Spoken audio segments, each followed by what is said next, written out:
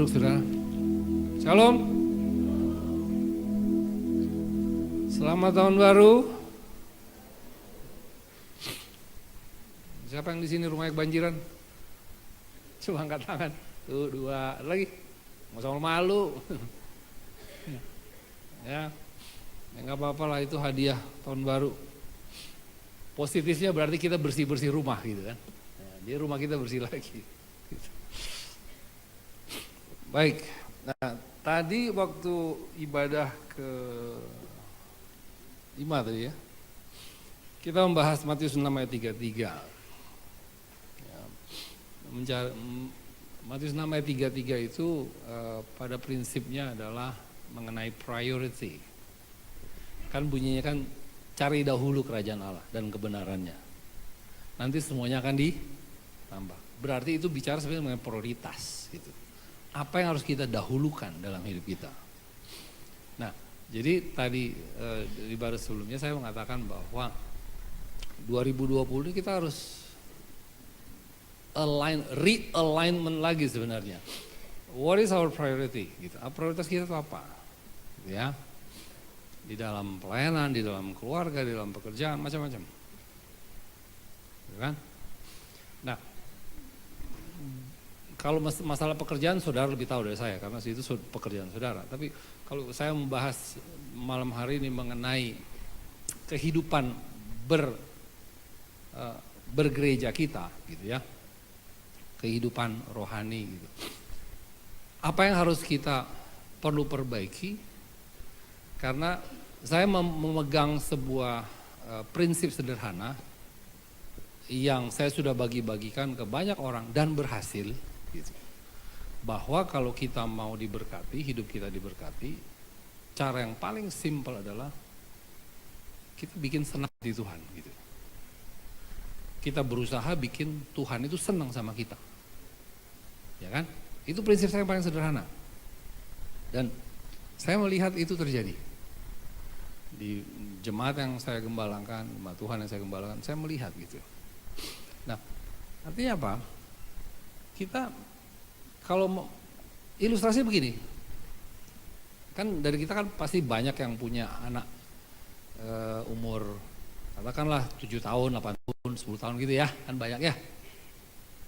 Nah, kalau kita melihat anak kita itu baik, ya, lalu nurut, setiap kali kita bilang apa nurut gitu, ya, lalu rajin, di rumah sering bantuin mamanya, sering bantuin papanya gitu. Terus kalau bangun tidur beresin tempat tidur sendiri gitu ya. Sesuatu yang sudah jarang terjadi gitu, menurut apa yang saya tahu gitu. Ya.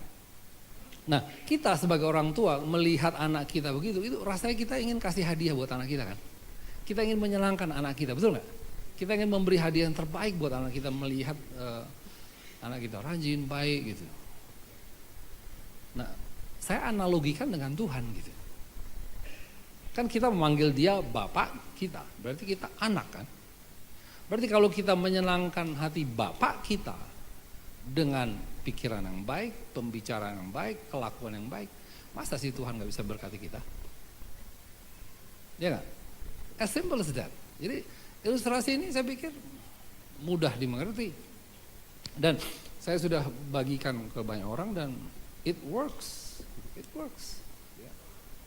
Nah, saudara bisa lakukan, enggak susah amat, tidak perlu ilmu teologi yang tinggi-tinggi untuk itu, ya kan? Jaga ucapan kita, dimulai dari apa? Dari sini. Makanya Paulus mengatakan aku pakai pikiran Kristus, gitu. Supaya apa? Supaya kalau di sini baik, yang keluar dari sini baik, ya kan? Nah kalau ucapan itu udah baik, itu kan berdampak kepada apa? Tindakan kita baik, gitu. Amin. Ya. Nah, itu hal pertama. Yang kedua, kita mau Bapak kita di surga memberkati kita. Ya toh? Berarti kita harus istilahnya tuh kalau kita sebagai anak, kita mencari perhatian ke Bapak kita kan gitu. Sebagai anak kecil lah, anak kecil kepada Bapak cari perhatian gitu. Wah, aku udah gini Pak, aku udah gini gitu. Kenapa kita tidak pakai konsep yang sama? Ya, kalau kita beribadah kepada Tuhan, kita beribadah dengan baik, dengan persiapan yang baik, ya toh? Preparationnya yang baik gitu. Maaf ya, maaf. Ini mumpung masih awal tahun, jadi kita saling mengkoreksi aja. Kita ibadah jam 7 kan tadi, gitu ya.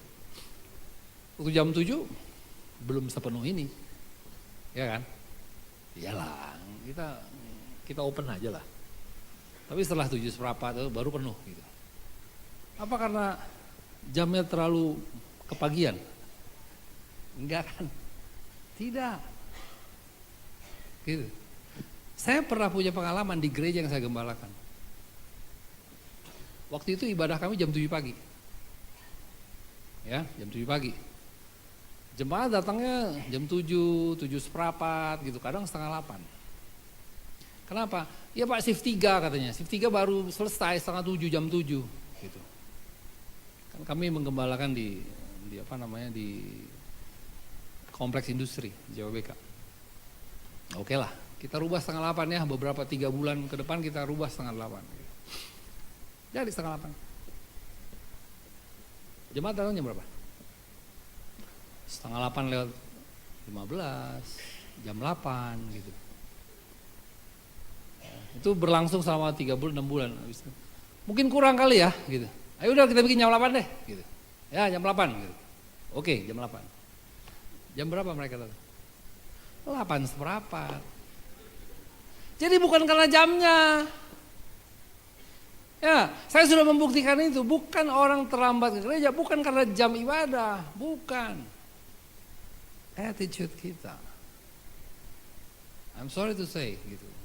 Mungkin saudara tidak menganggap begitu penting gitu. Nggak apa-apa, diakonnya baik-baik semua gitu. Atau staf gembalanya nggak pernah marah-marah gitu, baik gitu. Attitude kita. Sekarang gini deh. Kalau besok nih si Ridwan Kamil, Gubernur Jawa Barat, ngundang saudara makan siang di restoran gede gitu, di kantor misalnya gitu ya, misalnya gitu. Makan siang jam 12. Jam berapa saudara siap-siap? Yeah. Jam 7 pagi udah ke salon kali. Ya, ibu-ibunya wah ketemu ibu gubernur gitu macam-macam gitu ya. Kita prepare beberapa jam sebelumnya gitu. Ya kan? Supaya apa? Supaya tidak terlambat. Tapi kenapa kalau ke gereja kita tidak merasa bersalah kalau terlambat gitu. Saya kita mau membuka nih ya. Saya ingin saudara diberkati. Ayo kita cari apa syarat-syarat supaya diberkati gitu. Ya. Gitu. Nah, sekarang kalau kita tahu bahwa itu penting, kita akan prepare dengan lebih baik. Itu manusiawi, gitu ya. Kalau ada kayak kawinan lah, ada acara yang penting, kita pasti akan prepare dengan baik gitu. Nah,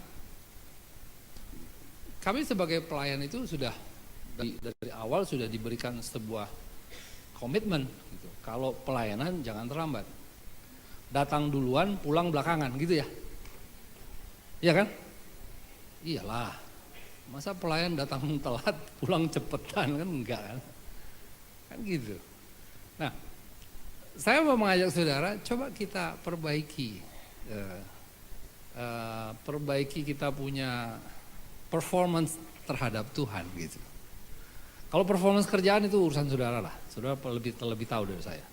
Tapi performance saudara di hadapan Tuhan, mari kita perbaiki sama-sama. Kita bikin di tahun 2020 ini Tuhan bangga sama kita, gitu ya. Lihat anakku sekarang berubah, lebih baik. Ke gereja nggak pernah telat lagi, gitu tuh. Lalu kalau pagi-pagi mulailah, gitu. Coba pagi-pagi nih, ya. Saya kasih tips gitu. Pagi-pagi begitu buka mata, coba biasakan ucapan yang keluar pertama kali dalam mulut itu cuma 3 kata deh. Tuhan terima kasih. Coba itu dulu latih. Ya, gampang kan?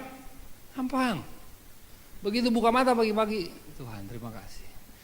Banyak loh yang tidur nggak bangun lagi. Iya beneran, bukan nakut-nakutin. Yang udah berumur tuh, ya tidur jam 10, bangunnya udah di surga.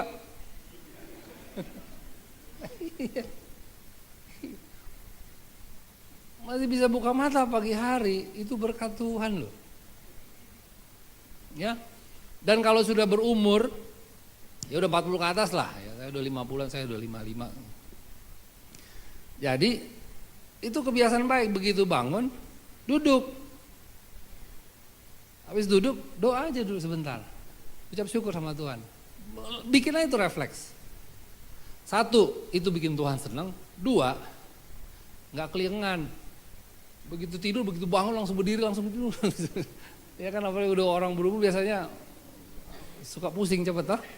Iya.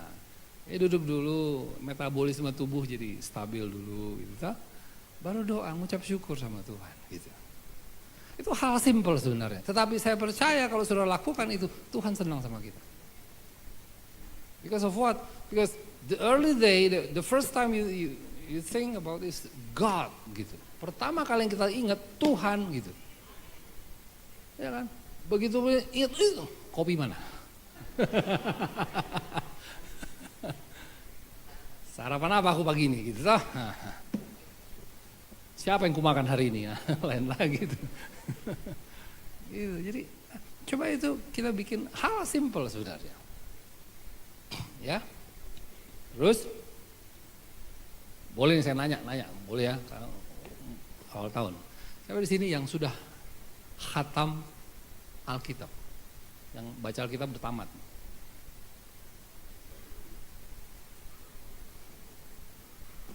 Thank you atas kejujuran saudara.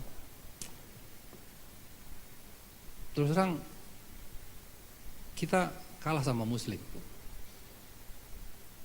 Ya, ini biar kalau di Facebook biarin mereka lihat, nggak apa-apa. Umat Muslim itu punya kebiasaan baik. Dia mendidik anaknya untuk khatam Quran, baca sampai habis, walaupun mungkin nggak ngerti, tapi bisa baca. Kenapa? Itu sudah menjadi habits mereka, kebiasaan. Nah kebiasaan itu kita nggak ada kan? Kenapa? Bapak kita nggak ngajarin begitu. Kenapa begitu? Karena opung kita nggak ngajarin bapak kita dulu. Kakek kita tuh nggak ngajarin bapak kita, gitu. Iya kan? Iya. Jadi kebiasaan itu kita nggak punya. Gitu. Nah sejak 8 tahun yang lalu kami coba membuat kebiasaan itu. Jadi kita baca firman Tuhan setahun tuh sekali gitu. Bisa kok. Nah kalau kebiasaan itu kita buat akhirnya apa? Kita mulai, orang cinta itu kan karena kenal, ya kan? Kenal itu karena apa? Karena saling komunikasi kan? Sama, saudara akan mencintai firman Tuhan karena bakal sering baca. Gitu. Kalau saudara sering-sering baca, saudara mencintai firman Tuhan, jadi senang gitu, baca firman Tuhan jadi suka. Nah itu perlu dibuat sebuah kebiasaan. Dan kebiasaan itulah memang perlu effort, perlu usaha. Itu gak turun dari surga. Gitu loh. Tuhan berikan saya supaya rajin baca Alkitab, tiba-tiba Tuhan, anakku terjadilah, kamu jadi rajin. Enggak.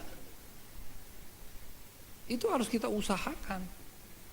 Kita harus berkomitmen.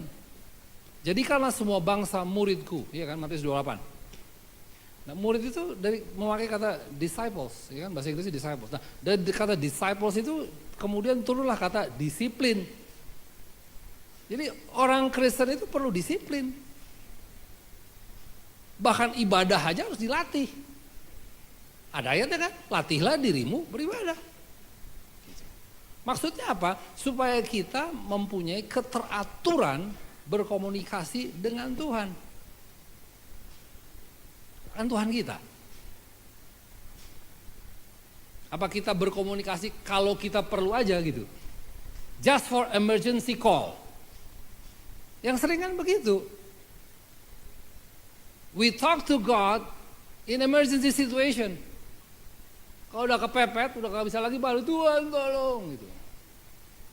Komunikasi yang dengan Tuhan yang setiap hari yang biasa kita lakukan mungkin adalah apa? Doa makan. Iya kan? Kalau doa makan kenapa? Udah kebiasaan, refleks doa makan. Amin, kan gitu. Ya kan? Tapi untuk komunikasi yang kita bangun khusus dengan Tuhan, itu perlu kita lakukan, kita pelihara itu.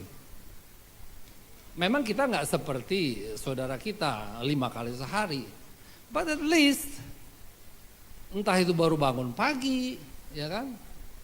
You spend sometimes pray to God, mau tidur, gitu. Bangun komunikasi itu. Bagaimana kita bisa mendengar suara Tuhan, mengenal suara Tuhan, kalau kita nggak pernah ngomong sama Dia? Ya apa ya? Dulu, waktu saya masih pacaran gitu ya, pacar saya tinggal di Medan. Kalau saya telepon, dulu belum ada handphone, masih telepon gitu ya. Kalau saya telepon pacar saya bisa tahu ini suara dia atau suara emaknya. Padahal nggak ngeliat, cuma denger doang. Saya bisa tahu, oh ini suara adiknya nih. Iya kan? Kenapa? Sering ngomong, sering bicara. Jadi kita bisa kenal tone-nya. Oh ini buah hatiku, gitu.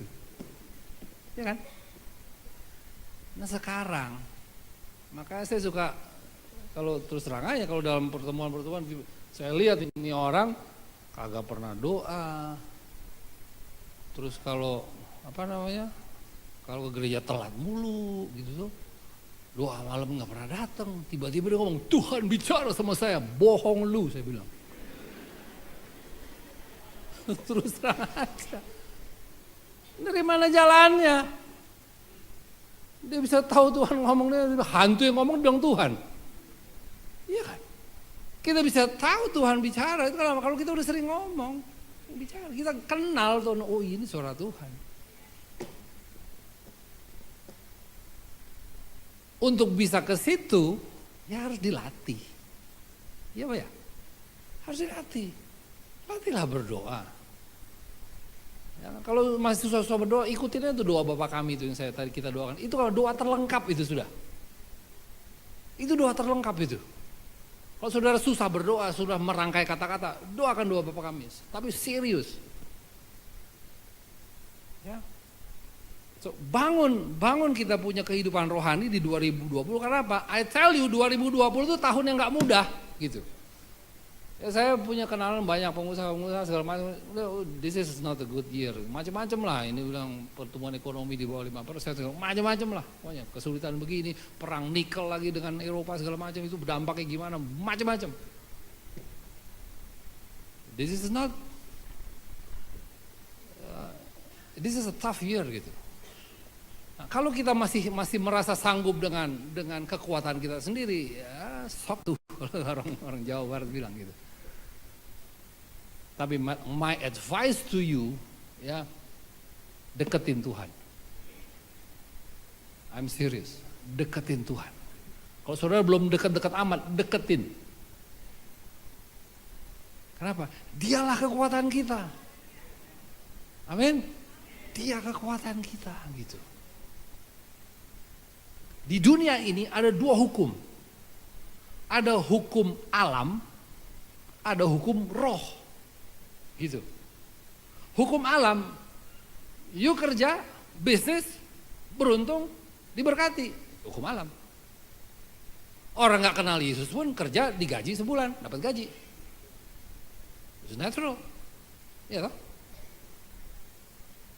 Sakit, minum obat, sembuh. It's natural. Tapi ada saatnya nanti, pada saat apa? Kejadian tertentu di mana hukum alam udah gak sanggup. Kan sering kan kita dengar misalnya, Bapak udah bapakmu tinggal 3 bulan lagi umurnya, udahlah pulang aja, kasih makan enak-enak gitu. Saya ngomong gitu karena apa? Karena dokter pernah ngomong gitu sama saya. Iya, Dulu zaman bapak saya almarhum. Gitu. Tapi betapa banyaknya juga kita mendengar kesaksian orang yang sudah divonis dokter seperti itu, lalu imannya bangkit, dia doa sungguh sama Tuhan, nggak jadi mati. Benar nggak? Kenapa? Hukum roh mengambil alih hukum alam itu. Dua-dua dari Tuhan. Gravity hukum itu dari Tuhan semua. Kita hidup di dua itu gitu. Jangan juga kita terlalu ngeroh istilahnya, nggak bagus juga gitu ya. Ya toh, saya sembuh, nggak perlu minum obat gitu. Udah batuk-batuk, saya percaya dalam nama Yesus saya makan es krim gitu. You melanggar hukum alam itu, nggak bisa. Ya kalau sakit ya ke dokter lah, gitu. Usaha minum obat, minum vitamin. Tapi ada kalanya kita nggak sanggup lagi lawan itu, nggak bisa, nggak sembuh-sembuh, kenapa? Akhirnya apa? Hukum roh bertindak. Ya kan? Itu. Nah, dalam usaha kita juga begitu toh. Sini kan banyak pengusaha kan, banyak juga bekerja, gitu. You cari database gampang kok sekarang lihat database tahun 2018, 19 berapa banyak perusahaan hengkang dari Indonesia, dari 9 kawasan itu banyak tuh pindah ke Vietnam. Kenapa? Lebih murah.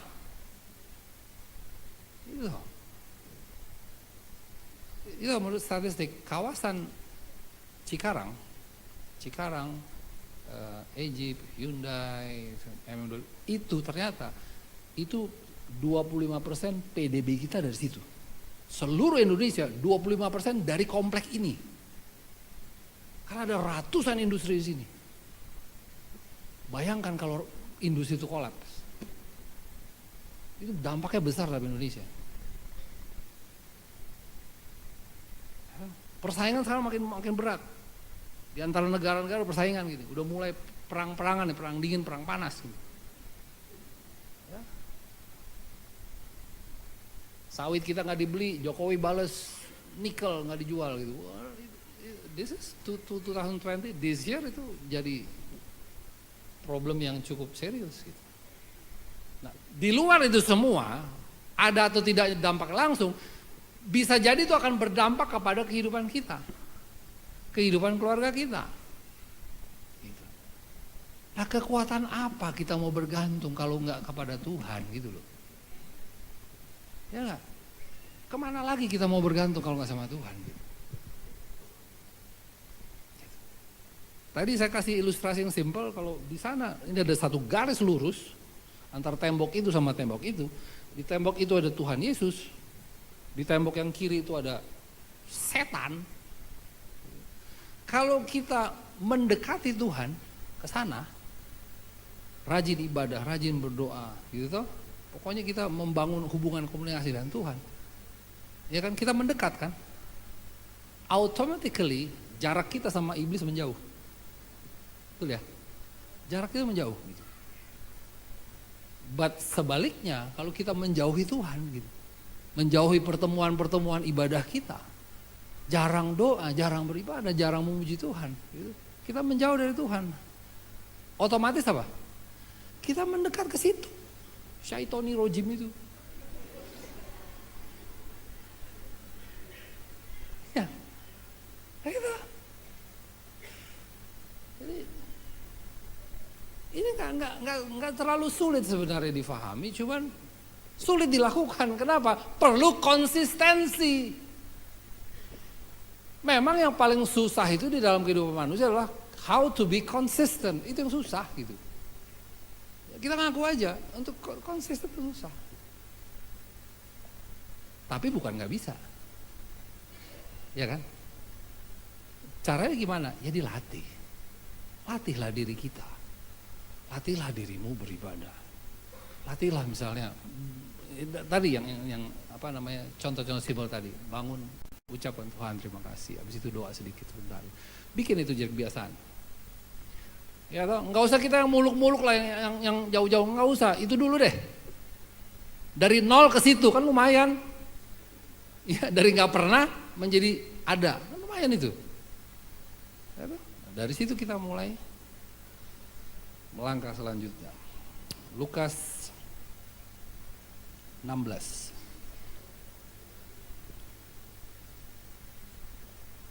Kalau ibadah terakhir ini agak rileks saya. Kalau ibadah di tengah-tengah tuh rasanya dikejar-kejar gitu. Belum kali kasih kode. Gitu ya. Lukas 16 ayat 10. Kita baca sama-sama. 1, 2, 3. Barang siapa setia dalam perkara-perkara kecil, ia setia juga dalam perkara-perkara besar. Dan barang siapa tidak benar dalam perkara-perkara besar, ia dalam kecil, ia tidak benar juga dalam perkara-perkara yang besar. Nah, ini sebenarnya kalau kita lihat specifically ayat ini berbicara tentang uang sebenarnya. Ya. Perkara setia, perkara kecil itu sebenarnya ini menceritakan spesifik mengenai uang. Taunya dari mana?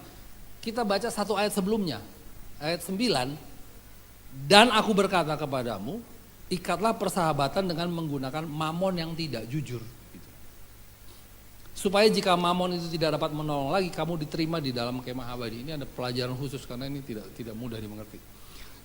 Lalu ayat 11-nya, setelah 10 kan 11. Jadi jikalau kamu tidak setia dalam hal mamon yang tidak jujur, siapakah yang akan mempercayakan kepadamu harta yang sesungguhnya? Jadi sebenarnya itu berbicara mengenai uang. Gitu. Ini berbicara mengenai kejujuran kita terhadap uang.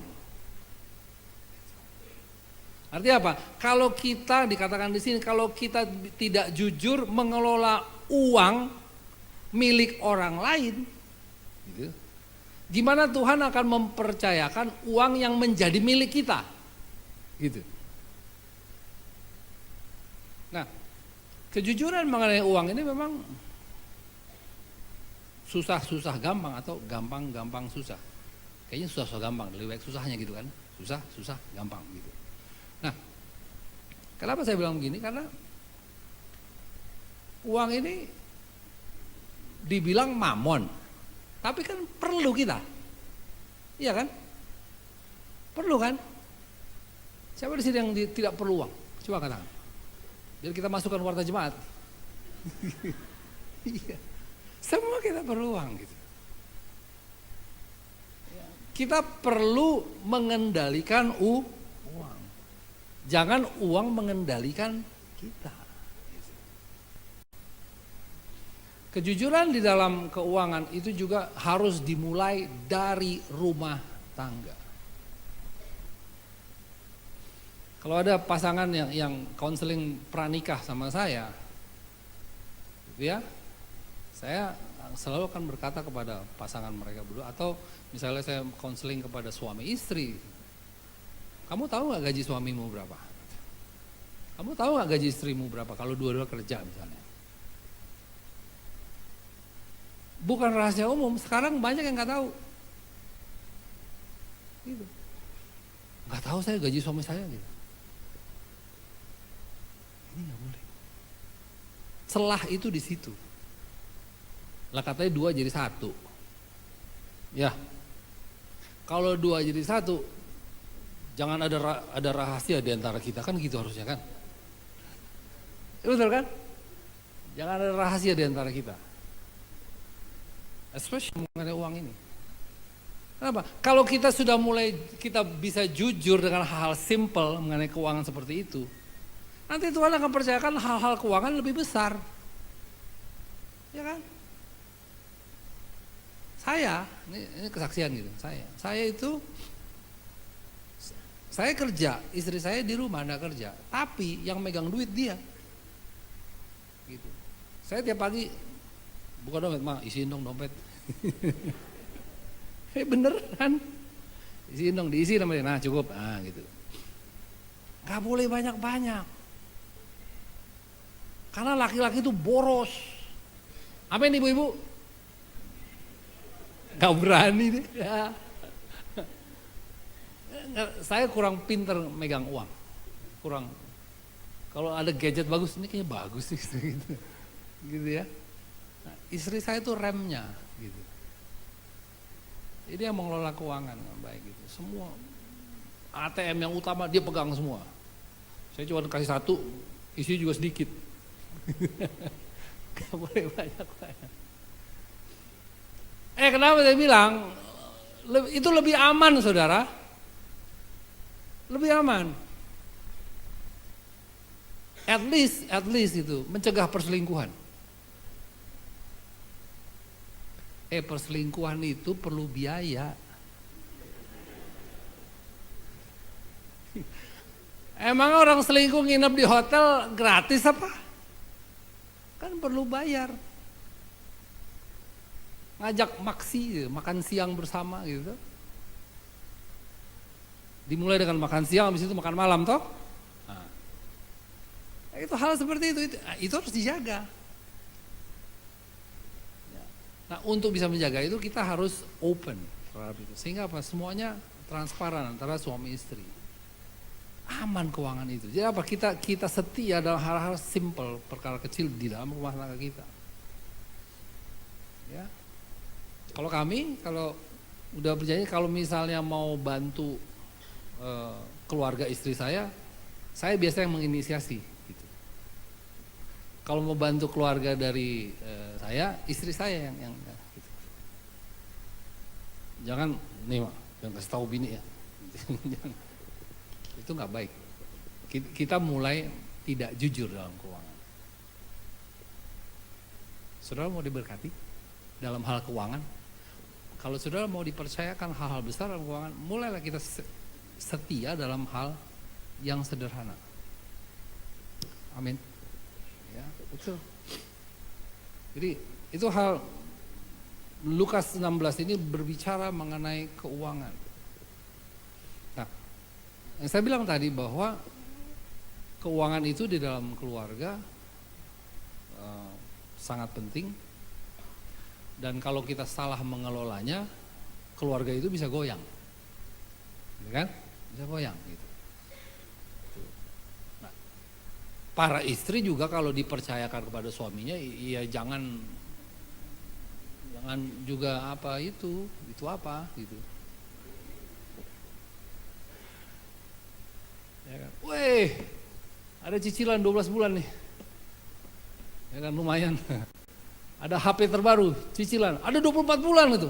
Hitung-hitung, murah cuma 300.000 sebulan, beli. Nah, beli. Minggu depan, ada TV nih, 50 in murah. Bisa 24 bulan, buka lagi. Murah sih, 300, 200, akhirnya apa? Yang dicicil udah 10. Itu kita harus hati-hati juga gitu kan. Jangan sampai kita, itu jebakan-jebakan finansial itu harus kita sikapi dengan baik. Jangan sampai kita terjebak di situ. Ya. Nah, saya mau sampaikan di sore hari ini adalah bahwa tahun 2020 kalau kata orang dunia gitu ya, itu bukan tahun yang mudah. Ya. Tapi kita sebagai anak Tuhan, kita tidak boleh takut. Kita tidak boleh khawatir. Ya, saya sudah bilang tadi, kita punya Tuhan yang berkuasa, yang sanggup mengatasi hukum alam itu. Caranya bagaimana? Ya kita harus bangun hubungan itu. Harus usaha dari kita. Ya kan? Yang Matius 6:33 kan dimulai dari kata apa coba tadi? Matius 6:33. Cari kan? Berarti kalau cari, berarti kita aktif kan? Iya dong. Cari dahulu, berarti yang aktif kita yang mencari. Seperti halnya kalau ada firman Tuhan mengatakan kalau kita mau menjaga supaya tabiat kita, kelakuan kita baik, menjadi orang yang kudus gitu ya. Kita harus kejar itu. Karena firman-Nya mengatakan kejarlah kekudusan. Kita harus berusaha untuk ke arah situ. Artinya apa? Perlu usaha kita. Ya enggak? Karena kalau saudara perhatikan kalau saudara perhatikan ayat penuntun kita di 2019 itu Yehezkiel 36 ayat 26 tuh. Ya. Yehezkiel 36 ayat 26, kamu akan kuberikan hati yang baru. Roh yang baru di dalam batinmu. Dan aku akan menjauhkan dari tubuhmu tuh hati yang keras. Dan kuberikan kepadamu hati yang taat. Ini adalah nubuatan mengenai Roh Kudus. Turunnya Roh Kudus, ini nubuatan di sini. Ayat 27 kan? Ininya. Rohku akan kuberikan diam di dalam batinmu. It's Holy Spirit, right? Roh Kudus kuberikan diam di dalam batinmu. Dan aku akan membuat kamu hidup menurut segala ketetapanku. Aturan-aturan Tuhan gitu. Gitu. Dan tetap berpegang pada peraturan-peraturanku. Dan melakukannya. Benar nggak? Kita sebagai orang Kristen punya aturan. Benar nggak? Sebagai orang yang mengaku Yesus sebagai Tuhan kita, ya kita harus mentaati aturan yang disampaikan oleh Tuhan kita. Bukan begitu? Ada kelompok-kelompok Kristen, oh, kita sudah di dalam Yesus, kita nggak perlu lagi aturan-aturan gitu. Kita sudah pasti masuk surga. Kata siapa pasti masuk surga? Di mana ayatnya? Roma 10 ayat 9 Pak, iya mari kita baca. Roma 10 ayat 9 mengatakan apa? Sebab jika kamu mengaku dengan mulutmu bahwa Yesus adalah Tuhan dan percaya dalam batinmu bahwa Allah telah membangkitkan Dia dari antara orang mati, maka kamu sudah diselamatkan. Apa begitu bunyinya? Ada ya? Bunyinya gitu gak? Apa bunyinya? Akan diselamatkan. You will be saved. Ya, will. It's already happened? Not yet. You will be saved. Gitu. Artinya apa? Makanya Yesus bilang apa? Akulah jalan. Ya. Artinya apa? Kita harus jalan di jalannya Yesus. Kalau kita setia di jalannya Yesus, kita akan ketemu kebenaran. Yang kedua kan? Nah kalau kita setia di jalan Yesus melakukan kebenaran itu, kita akan memperoleh hidup. That's the meaning of akulah jalan dan kebenaran dan hidup. That's it. Kekristenan itu harus dijalani. Ya. Orang yang terima Yesus langsung masuk surga, seingat saya sih, cuman orang yang disalib di sebelah Yesus. Kenapa? Habis itu dia mati. Mau disalib dulu? Bisa aja sih. Orang terima Yesus tiba-tiba habis itu meninggal. Bisa aja kan? Iya toh. Tapi kita ini yang masih hidup, kan kita harus menjalani hidup ini. Betul nggak? Dan kita harus mengikuti aturan-aturan Tuhan. Amin. Iya. Aturan Tuhan sudah bisa baca Matius 5, 6, 7 itu khotbah di bukit itu, khotbah di bukit itu bukannya ucapan bahagia loh ya. Itu salah satu khotbah di bukit. Khotbah di bukit itu Matius 5, Matius 6, Matius 7. 3 pasal itu khotbah di bukit itu, panjang banget sebenarnya.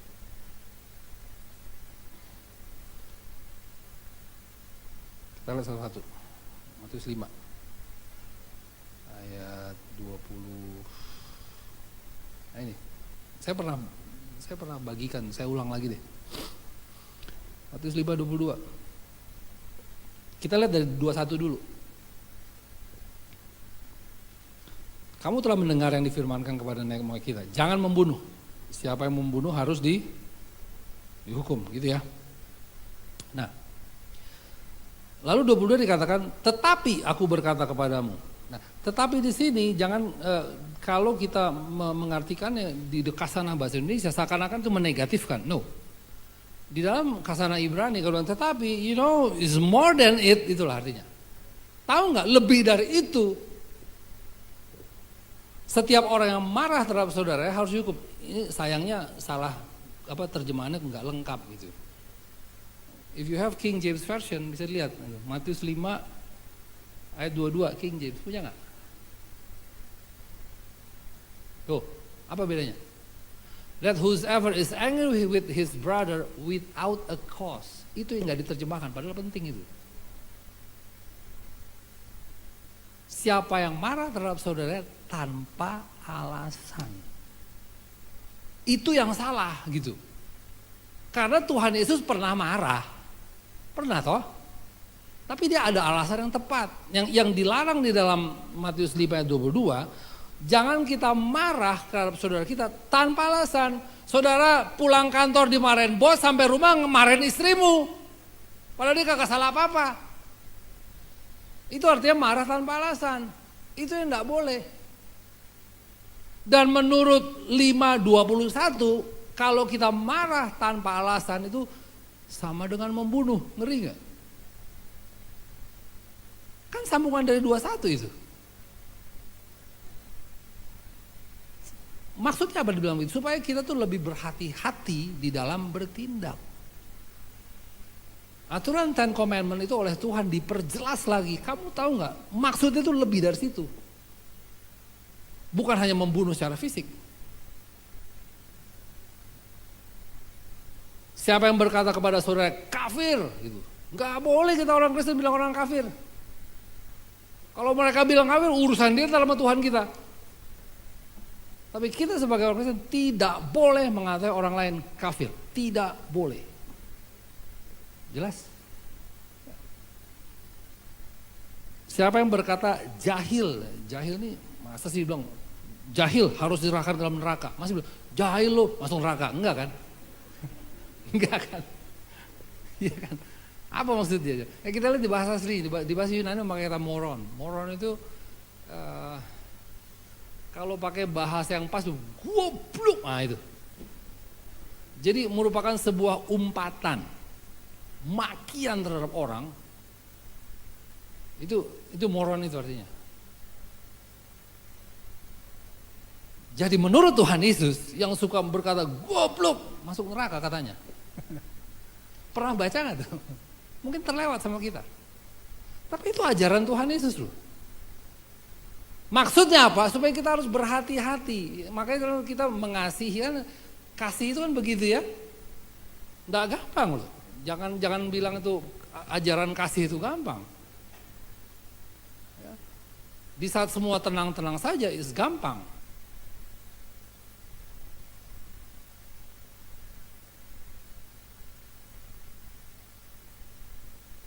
Halo? Mungkin kita terlewat. Ya. Mengenai berzina kan bilang 27, kamu telah mendengar firman jangan berzina. But you know more than it, itulah kalau saya pakai bahasa yang maksud sebenarnya. You know more than it, setiap orang memandang perempuan serta menginginkannya sudah berzina dengan dia dalam hatinya.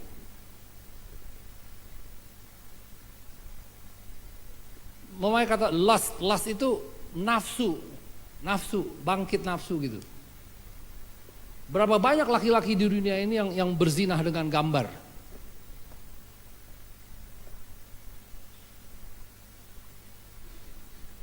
Saya bilang di HP kita kan ada banyak WA grup ya. Kan nggak bisa kita larang orang kirim gambar wanita telanjang ke HP kita kan? Betul nggak? Termasuk HP-nya pendeta. Karena belum ada filternya. WA masuk, WA pendeta nih, kamu boleh belok, enggak kan? Masuk dia. Masuk dia. But the problem is, what do you do? Ya kan? Kan ada dua. Saudara bisa bilang, gua nggak minta kok, dikasih, koleksi. Bisa kan? Either you keep it or you delete it, iya gak? Iya dong, ada dua kan? Artinya apa? It depends on you. Betul nggak? Makanya saya bilang tadi di ibadah 5, lu tahu nggak? Saya bilang nggak pakai lu sih. Saudara tahu nggak? Saya bilang tingkat kerohanian atau iman seseorang bukan karena dia diaken, bukan karena dia PDP, PDM, PDT, saya bilang. Bukan. Tingkat kerohanian seseorang itu terlihat pada saat ada godaan datang, reaksi dia apa? Itu. Reaksimu apa? Waktu ada godaan datang, waktu ada gambar yang sure gitu masuk WA kita, reaksimu apa? That's your faith level. Bukan PDP, PDM, no. Nggak ada urusan itu. Kenapa? Karena pada saat itulah yang tahu hanya engkau, Tuhan, dan syaiton. Ya kan? Kan 3 pihak kan yang tahu kan? Ya kan? Yourself, God, and syaitonir rajim. Nah, what do you do? Itu. Hal seperti ini gimana? Harus dilatih. Ntar ya pulang dari sini, periksa WA group. Ya. Udah deh, delete semua aja, habisin udah, bersihkan aja, udah. Jangan usah pilih-pilih gitu. Habiskan, anggap aja 2020 kita buka lembaran baru, hapuskan gitu. Jangan sampai diantara saudara, sayang nih. Lu demen lu. Ya, itu. Ya, mari kita bahas hal simpel dulu deh. Jangan yang berteologi yang tinggi-tinggi lah. Hal simpel dulu. How to make God itu senang sama kita. Caranya seperti itu. Jadi apa yang pengajaran Tuhan Yesus di dalam Matius 5, Matius 6 itu dalam sebenarnya. Kalau kita baca satu-satu dalam sebenarnya. Ya. Yang membuat kita itu sebenarnya Tuhan mengajar supaya apa? Supaya kita berhati-hati dengan ucapan kita, tindakan kita. Itu sebenarnya. Mikir dulu baru ngomong, jangan ngomong dulu baru mikir. Tadi ngomong apa gue tadi gitu. Udah kelepasan ngomong baru mikir, wah salah ngomong gue gitu. Repot gitu. Omongan sudah menjadi milik orang lain, udah keluar dari mulut kita udah milik orang gitu. Ya, hati-hati. Terakhir yang saya mau kasih dari Wahyu 14 ya, ayat 12. Wahyu 14 ayat 12. Yang penting di sini ialah ini ceritanya setelah masa kesusahan. Ialah ketekunan orang-orang kudus yang menuruti perintah Allah dan iman kepada Yesus. Jadi yang masuk surga itu ada 2 syaratnya. Iman kepada Yesus dan mentaati perintahnya. Itu nggak cuman saya percaya Yesus Tuhan. I tell you, setan juga percaya. Kalau itu mah, ya engkau yang kudus yang datang dari Allah. Kan gitu ya, setan ngomong gitu ya. Setan juga percaya Yesus itu datang dari Tuhan gitu, dari Bapa.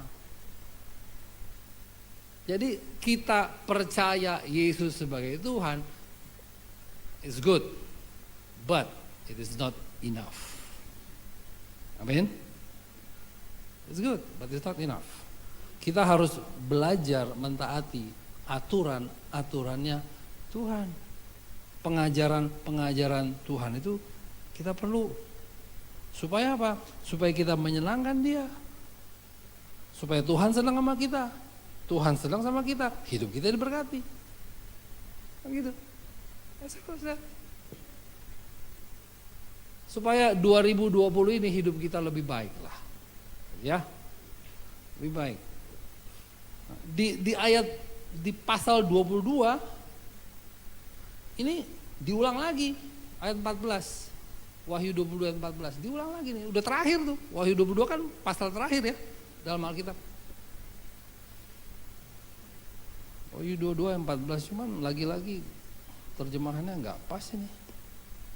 Berbahagialah mereka yang membasuh jubahnya, mereka akan memperoleh hak atas pohon-pohon kehidupan dan masuk melalui pintu gerbang dalam kota itu, kota Yerusalem baru. Ini bercerita mengenai surga bumi baru, Yerusalem baru gitu.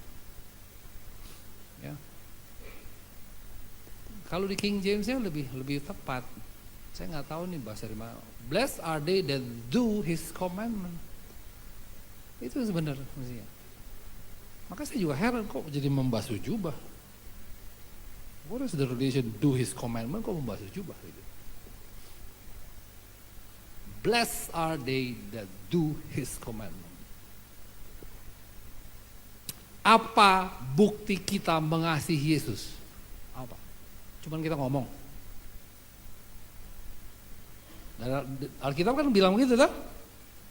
Yohanes 14 ayat 15.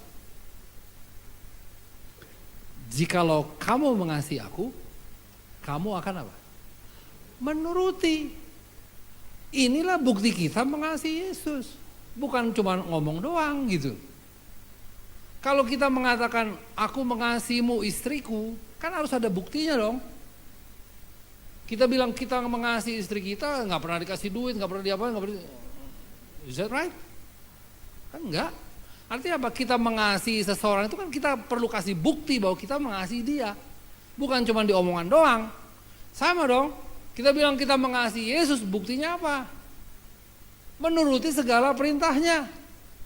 Bagaimana kita bisa tahu segala perintah Yesus? Ya bacalah Alkitab itu. Ya kan? Supaya itu kita eligible bahwa kita mengasihi Yesus. Bukan cuma dari omongan doang gitu, nggak bisa. Buktinya apa? Kita banyak hanya sampai di mulut gitu. Tuhan ingin melihat bukti kita mengasihi Dia. Tapi you have to do something to prove it. Kau harus membuktikan bahwa kita mengasihi Tuhan. Kembali lagi di awal tadi ya. Yuk, saya ajak. Bangun tidur. Bikin kebiasaan baik gitu. Ucapkan 3 kata Tuhan terima kasih. Kalau mau lebih dari kata puji Tuhan, tapi masa 3 katanya nggak bisa sih, gitu ya. Maka habis itu duduklah, doa sama Tuhan, mengucap syukurlah, masih hidup kita, ya masih bangun, masih melek, masih bernapas kita, ya kan. Mengucap syukur kita dikasih rumah tangga yang baik, istri yang baik, anak-anak yang sehat, ucapkan syukur seperti itu. Bukan doa yang susah kok itu. Dengan demikian kita membangun sebuah fondasi awal bahwa apa? Kita membuka hubungan dengan Tuhan. Nah, kalau kita membuka hubungan itu terus kita pelihara, akhirnya kita akan bisa mempunyai hubungan yang lebih baik.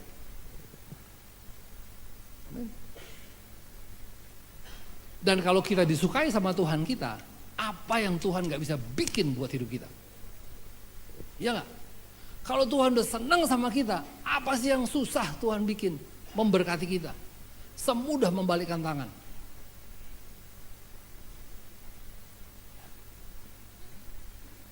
Itu yang saya bilang, konsep diberkati yang saya ajarkan tuh begitu. Apa? Ya kita berusaha membuat Tuhan kita senang. Itu konsep diberkati yang saya ajarkan di mana-mana. And I tell you, it works. It works. Ya. Kita bangkit berdiri.